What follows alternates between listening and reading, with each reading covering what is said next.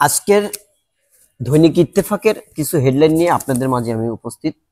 তো আজকের শনিবার 8 ফেব্রুয়ারি 2025 আওয়ামী লীগ ও অন্য কারো সম্পত্তি হামলা না করতে প্রধান উপদেষ্টার আহ্বান।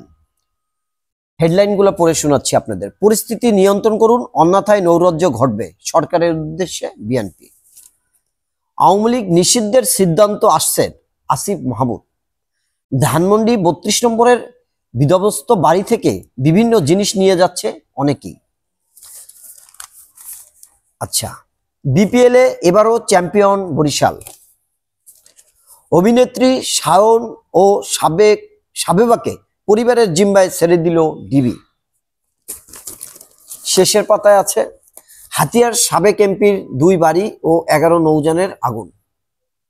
হাতিয়ায় ফতুল্লায় বাসা থেকে ডেকে নিয়ে স্বেচ্ছাসেবক দলের নেতাকে গুলি করে হত্যা। ক্যান্সার আক্রান্ত 60% নারী তামাক পণ্য আসক্ত। শেখ হাসিনা বক্তব্য দিয়েছেন নিজ দায়িত্বে, ভারত। আচ্ছা, সয়াবিন তেলের সংকট কাটেনি, একই অপরাধে ভিন্ন শাস্তি ঠেকাতে দরকার নির্দেশিকা। তো যাই হোক, শোনালাম আপনাদের আমরা হেডলাইন।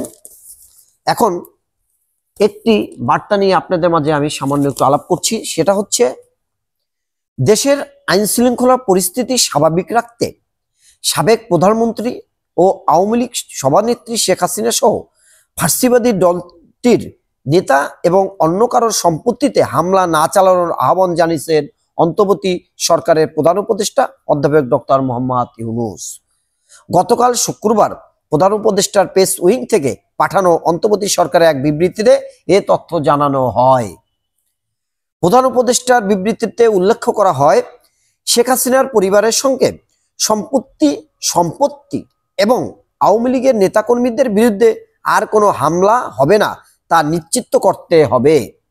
এই হামলা মানুষের ক্ষোভের বহিঃপ্রকাশ উল্লেখ করে প্রধান উপদেষ্টা বলেন, যেসব ব্যক্তি সম্পত্তির উপর হামলা চালিয়েছে তাদের ক্ষোভ বোঝা যায়, কারণ তারা এবং তাদের আত্মীয় স্বজন শেখ হাসিনার শাসনামলে বছরের পর বছর ধরে নির্যাতনের শিকার হয়েছে। তিনি বলেন, এগুলো তাদের এতদিনের ক্ষোভেরই বহিঃপ্রকাশ। সরকার তাদের এই অনুভূতিকে বুঝতে পারছে। এমনকি ভারতে বসে শেখ হাসিনা বর্তমান বাংলাদেশের সংস্কারে বাধা দিচ্ছেন, তাও মানুষকে ক্ষুব্ধ করে তুলছে। শেখ হাসিনার এসব কার্যকলাপের কারণে জনগণের মনে ক্ষোভ বাড়ছে এবং এমন হামলা ভাঙচুর চালানো হয়েছে। সরকার এই ক্ষোভের বিষয়টি উপলব্ধি করছে, কারণ নয়াদিল্লিতে আশ্রয় নিয়ে শেখ হাসিনা তার উগ্র কর্মীদের সংগঠিত করার চেষ্টা চালিয়ে যাচ্ছে, যাতে তার শাসনের নিপীড়ন থেকে বাংলাদেশ পুনরুদ্ধার হতে না পারে। তবে এই পরিস্থিতি বোঝার পরেও সরকার দেশবাসীকে আইনের প্রতি শ্রদ্ধাশীল হওয়ার জন্য বিশেষভাবে অনুরোধ করছে।